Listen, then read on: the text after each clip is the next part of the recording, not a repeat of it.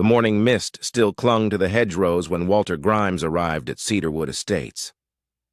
He came the way he always came, quietly, unhurried, a battered canvas bag over one shoulder and a pair of worn leather gloves tucked into the front pocket of his faded work trousers. The gatehouse guard, a young man named Denny who had worked the early shift for 3 years, gave him a small nod as the iron gate swung open. Walter nodded back and walked through without a word, his rubber-soled boots leaving soft prints in the dew-damp path. Cedarwood Estates sat on 11 acres of landscaped land on the north edge of Ashford County, a community of 16 luxury townhomes arranged around a central garden that most residents treated as a backdrop for photographs and little else. The roses along the eastern wall bloomed in precise, generous rows. The stone fountain at the center of the common lawn ran clean and clear because Walter cleaned its basin every third Thursday. The ancient oak at the back of the property, the one that appeared in every marketing photograph the developer had ever printed, stood healthy and broad because Walter had diagnosed and treated a fungal infection in its root system 4 years earlier. Working alone over 2 weekends with no one watching and no one thanking him afterward. He was 71 years old. His hands were the color of good earth and marked by decades of work. His face carried the particular stillness of a man who has learned, through long experience, to observe more than he speaks. He wore no watch. He did not own a phone that required a plan. He grew a small kitchen garden behind his own house, 12 miles away, and gave most of what it produced to his neighbor, an elderly widow named Ruth, who could no longer kneel. He did not look, to any reasonable observer, like a man of significance. This was, in many ways, precisely the point. The Holloway family arrived on a Tuesday in early October, 3 weeks after the previous tenants of Unit 7 had departed. Marcus Holloway was 43, a regional director for a financial services firm, the kind of man who wore his success like a second suit. His wife, Diane, was 2 years younger and moved through spaces as though she had already evaluated and slightly disapproved of them. They had a daughter in boarding school, a leased SUV the color of gunmetal, and a set of matching luggage that the movers handled with a deference usually reserved for museum pieces. By the end of their first week, they had filed 2 complaints with the estate's property management office. The first concerned the fountain, which Diane found aesthetically insufficient. She had seen a European-style tiered design on a home decor website and submitted a printed photograph with her complaint, along with a note suggesting the current structure looked like something from a municipal park. The second concerned Walter. Diane had stepped onto her private terrace on the Thursday morning of that first week, coffee in hand, to find Walter trimming the boxwood hedge that bordered the terrace wall. He was perhaps 8 feet away, quiet and methodical, working with a pair of hand shears rather than a powered trimmer because he preferred the control. She had not been warned he would be there. She found this unacceptable. She returned inside and called the property management office immediately. "I don't understand," she said, "why a man like that is allowed to move freely through a community like this without any prior notice to residents." The property manager, a patient woman named Sandra Chen who had worked at Cedarwood for 11 years, explained that Walter had unrestricted access to all common areas and garden borders as part of his maintenance arrangement, and that his schedule was posted on the resident portal. Diane said she did not use the resident portal. Sandra offered to send the schedule by email. Diane said that was not the point.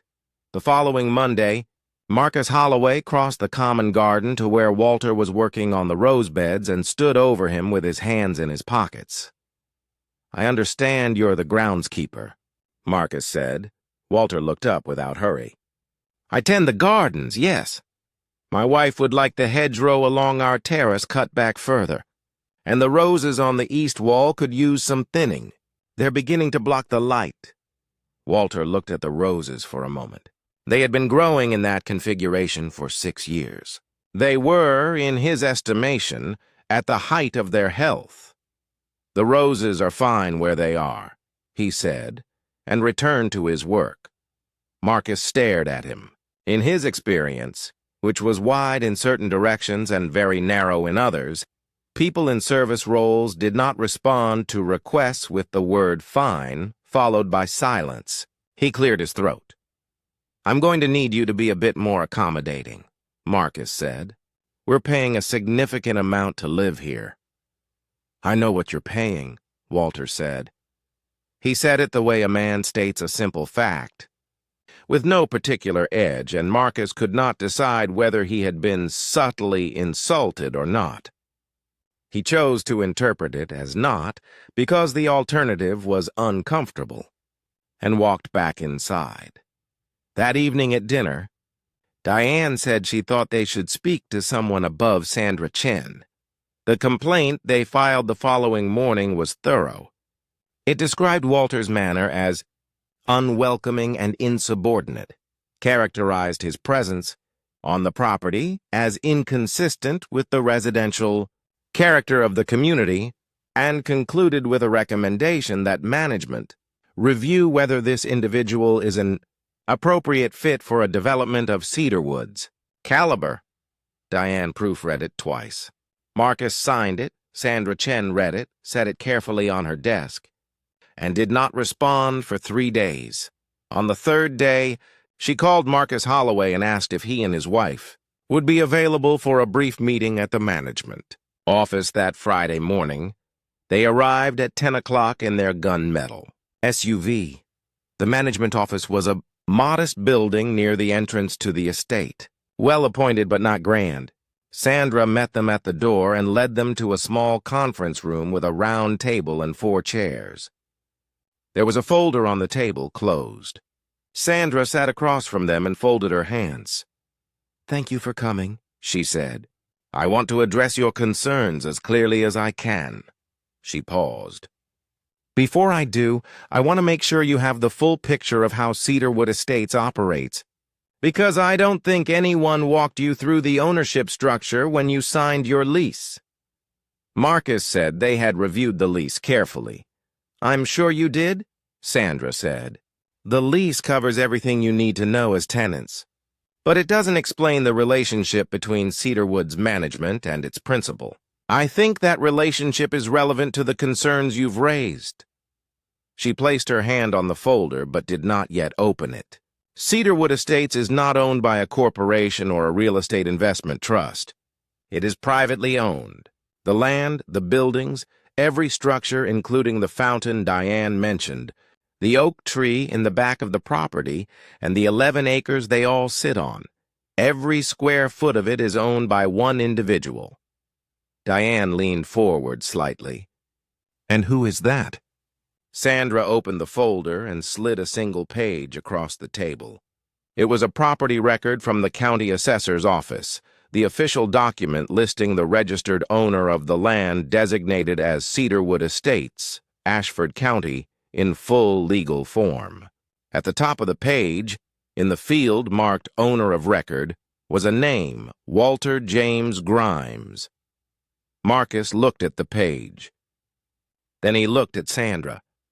"The gardener," he said. "Mr. Grimes does not use that title," Sandra said. "He tends the gardens because he finds it meaningful. He has a degree in landscape architecture and a second in civil law.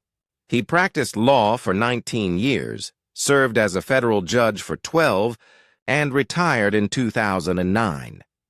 He purchased this land in 1994 with proceeds from the sale of his family home and spent 6 years designing and developing Cedarwood before the first tenant moved in. He has maintained it himself in various capacities ever since." She paused. "He is also the person your lease agreement required to countersign. If you look at the 3rd page of your contract, the signature at the bottom right, the one in blue ink, that is his." Diane turned to the 3rd page of the folder, where a copy of their lease had been included. She found the signature line. The handwriting was deliberate and clear. J. Grimes. The room was very quiet.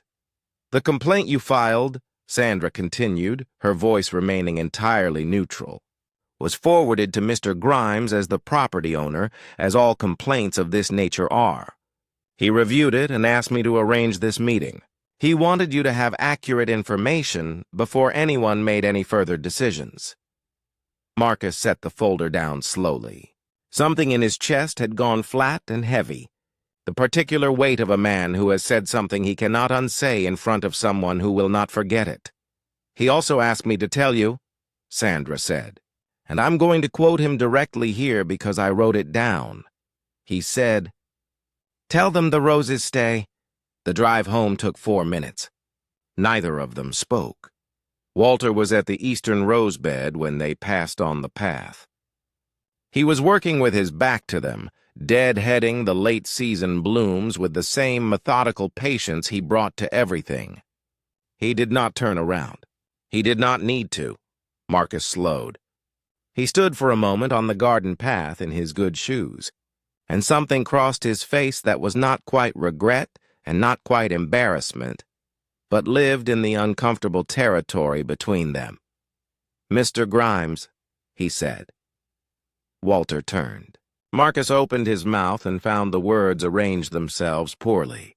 What he wanted to say was complicated by everything that had come before it, by the folder on the conference room table, and the county assessor's document, and the signature in blue ink on the 3rd page of his lease. What came out was simpler. "I'm sorry," he said.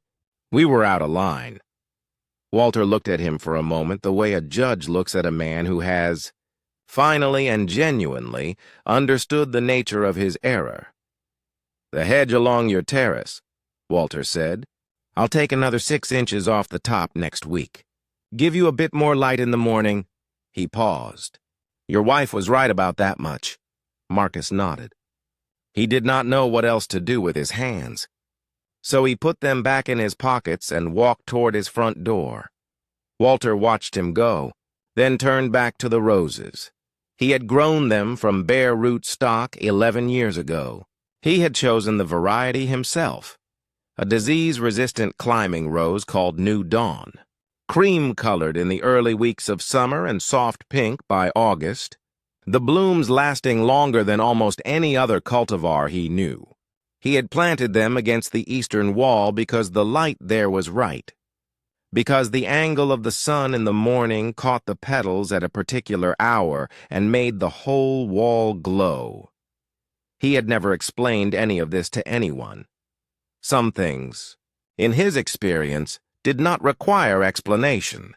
They required only patience and time and someone willing to look closely enough to see them clearly. The mist had burned off by mid-morning. The garden sat in full autumn light, quiet and well-ordered, and Walter Grimes moved through it the way he always moved through it, slowly, without hurry, with the unhurried attention of a man who understands the difference between what a thing appears to be and what it actually is.